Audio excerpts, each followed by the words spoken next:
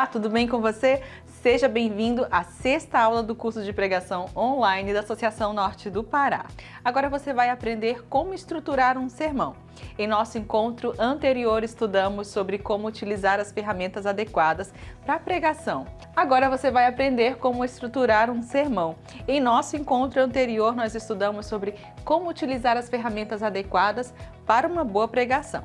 E nós vamos aprender nesta aula sobre tópicos como introdução, as marcas de uma introdução, tipos de introdução, o uso da voz na introdução e o que não fazer em uma introdução.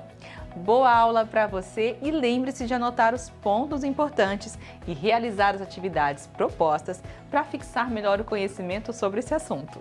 Até mais! Olá, bem-vindo a mais uma aula de pregação online. Você já pregou algumas vezes? E o sermão foi você que preparou ou você pregou o sermão preparado por outra pessoa? Como se faz um sermão? Como ele deve começar? Como argumentar? Como terminar? O que vem antes? O que vem depois? Isso é o que veremos na aula de hoje e também nas próximas. Todo sermão possui 3 partes, as quais chamamos de introdução, argumentação e conclusão. A primeira, a introdução, busca cativar a audiência.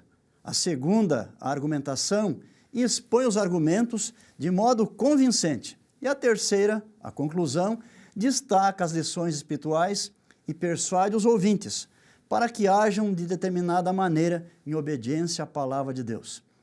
Nesta aula estudaremos sobre a introdução. Como regra, um pregador não deve entrar diretamente na mensagem. Ele precisa usar seu tempo inicial para cumprimentar os presentes na reunião, anunciar o tema que será abordado e conquistar seu interesse, de modo que eles simpatizem com o orador e estejam dispostos a ser conduzidos e ensinados por ele e prestem atenção à mensagem que será proferida. Essa fala inicial precede a mensagem e prepara o caminho para ela, recebe o nome de introdução. Geralmente é nesse momento que o pregador conquista ou perde a atenção dos ouvintes. Daí sua grande importância. A introdução possui algumas marcas. A primeira boa marca é que ela deve ser interessante. Na verdade, esta é a principal marca de uma boa introdução. Como o assunto favorito das pessoas costuma ser elas mesmas, ou seja, seus problemas, esperanças, desafios, sonhos, se o pregador conseguir conectar o seu tema com o interesse que elas têm em si mesmas, as terá cativado. Os ouvintes devem perceber a importância do que está sendo dito, de como será proveitoso para eles, ou ficar curiosos, desejosos de ouvir mais. A segunda marca é que uma introdução deve ser apropriada. Ela deve se harmonizar com os ouvintes, com o próprio pregador e com as circunstâncias em que a mensagem é proferida. Desse modo, uma introdução que seria muito apropriada para um grupo formado por ouvintes da terceira idade pode não ser para um grupo de adolescentes e vice-versa, uma vez que os interesses desses grupos costumam ser diferentes. Algumas vezes, o pregador irá pregar novamente o mesmo sermão, mas para outros ouvintes. Nesse caso, o sermão pode até ser o mesmo, mas a apresentação não. Especialmente a introdução deve ser adaptada a cada audiência. Fica bem incluir alguma informação local, algo do passado, do presente, ou sobre a cidade ou sobre a própria igreja, por exemplo. Uma terceira marca da introdução é que ela é simples. Não exige muito esforço mental para acompanhar o raciocínio e entender. Em suma, não é complicada. E a quarta marca é que a introdução deve ser breve. Deve ser suficientemente longa para conquistar o ouvinte e interessá-lo no assunto. Antes de ter feito isso, ela é incompleta e depois disso é longa demais. Sua duração é de cerca de 10 a 20% do tempo total destinado ao sermão. Todavia, o interesse deve ser conquistado imediatamente. Especialistas em oratória chegam a declarar que o impacto é causado nos primeiros 5 segundos. Existem diferentes tipos de introdução, na verdade dezenas deles. Como fazer uma boa introdução? Vamos dar alguns exemplos das mais utilizadas. Primeiro é apresentar uma pergunta retórica, aquela que é feita só para que os ouvintes pensem. Pode ser também uma série de perguntas. Não se espera nem se deseja que os ouvintes pronunciem uma resposta audível. Observe um exemplo. Alguém o magoou profundamente e fez isso de propósito. E como você é cristão, deve perdoá-lo.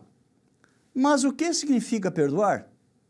O que Deus quer de você nessa situação? Ele espera que você esqueça o que houve, como todos andam dizendo que o cristão deve fazer?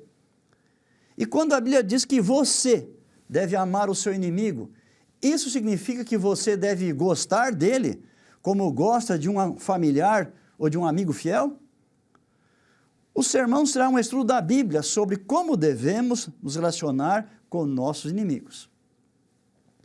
Um segundo modo de se fazer uma introdução é fazer referência a um acontecimento atual, que pode ser local, nacional ou mesmo internacional. Às vezes ocorrem certos eventos que se tornaram conhecidos de nosso público e que têm algum viés com o tema de nosso sermão. Nesses casos, pode-se começar com uma breve alusão ao fato e então logo passar para o tema. Por exemplo, vamos supor que um jovem famoso tenha sido vítima de um acidente. E isso foi amplamente noticiado pela mídia. Todos participaram de comentários a respeito com amigos e colegas durante a semana. E agora eles vêm à igreja. E isso se encontra na mente deles quando vêm para ouvir o sermão. Nesse caso, o pregador pode gastar uns 2 minutos lembrando o ocorrido e logo tratar do estudo bíblico, que pode ser sobre a brevidade da vida humana, ou o que acontece com o homem quando ele morre, ou outro tema relacionado. Um terceiro modo de se começar a introdução é contar uma breve história que de algum modo tenha ligação com o tema ou com a ocasião e circunstância em que o sermão está sendo pregado. Veja um exemplo. Eu estava em uma loja fazendo um pagamento e em cima do balcão estava um livro que me pertencia.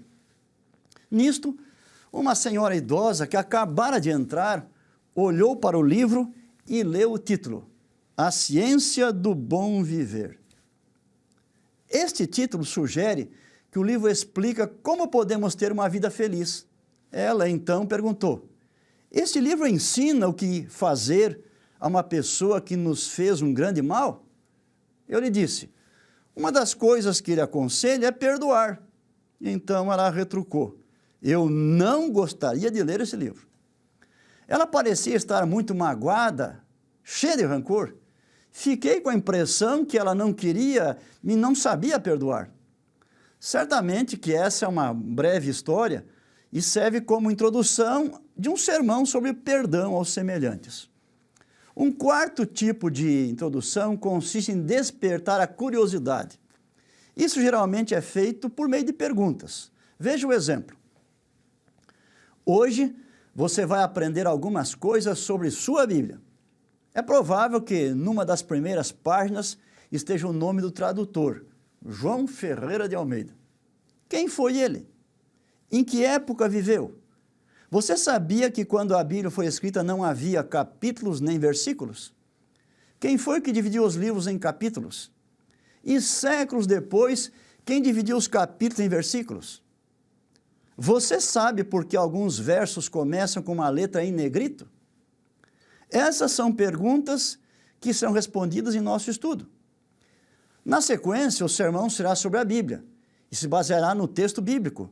Mas em momentos específicos o pregador irá responder às perguntas que ele levantou e que, embora não tratassem de aspectos espirituais, serviram para interessar os ouvintes e acabarão contribuindo para que tenham um maior apreço para com a palavra de Deus.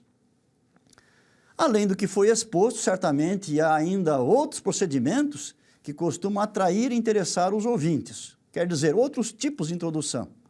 Durante a introdução, os ouvintes obtêm a impressão do orador, que frequentemente determina se aceitarão ou não o que ele está dizendo. Se ele parece nervoso, hostil ou despreparado, estão dispostos a rejeitá-lo. Se ele parece amistoso, interessante, terá boas chances de cativá-los. Agora observe, você vai aprender na sequência o que não deve fazer na introdução. Nunca faça, porque se fizer não vai dar certo.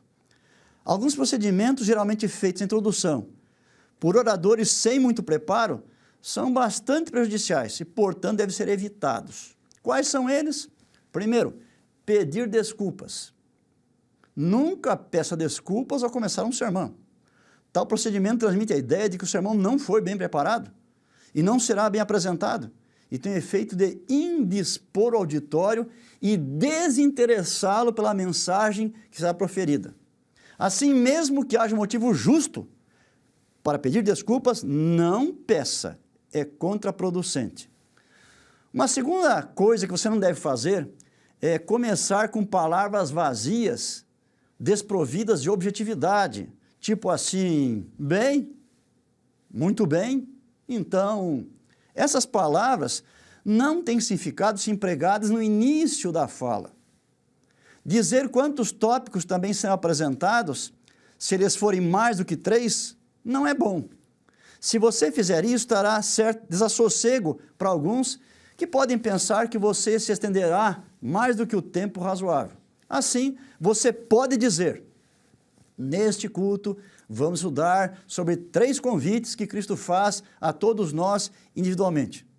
Mas você não deve dizer, neste culto dedicado à família, vamos examinar 12 procedimentos que, se adotados, farão nossas famílias mais felizes. Cuide para não ter um número muito grande de tópicos. Também, nunca lance perguntas esperando respostas dos ouvintes, porque uma resposta bem diferente da que se espera pode desviar a atenção da mensagem que você preparou.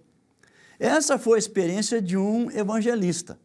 Numa certa noite, ele pregou sobre a essência do evangelho, o amor de Cristo, sua morte na cruz em nosso lugar. Na próxima reunião, que aconteceu no dia seguinte, ele começou a animar dizendo, boa noite!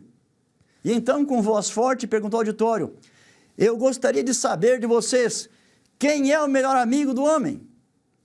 Ele esperava que a resposta fosse Jesus, de acordo com o que for estudado no dia anterior. Contudo, um garoto assentado no primeiro banco gritou, o cachorro! Depois disso, foi muito difícil recuperar a atenção do auditório. Hoje nós apenas começamos a aprender sobre a estrutura do sermão. Não perca a próxima aula. Nela você aprenderá sobre como preparar a parte mais longa do sermão, a argumentação. Você me verá lá. Fique com Deus. Você acompanhou a 6ª aula do curso de pregação online da Associação Norte do Pará.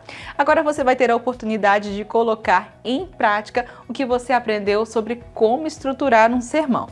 Prepare uma introdução como se você fosse pregar sobre o texto de Mateus 11, 28 a 30. Como seria essa introdução? Leia o texto em mais de uma tradução e algum comentário bíblico e depois prepare uma introdução que sirva para interessar os ouvintes e cativá-los para prestarem atenção à mensagem, seguindo as orientações que você recebeu nessa aula. Espero você na nossa próxima aula com o tema Como estruturar um sermão, a argumentação. Até mais!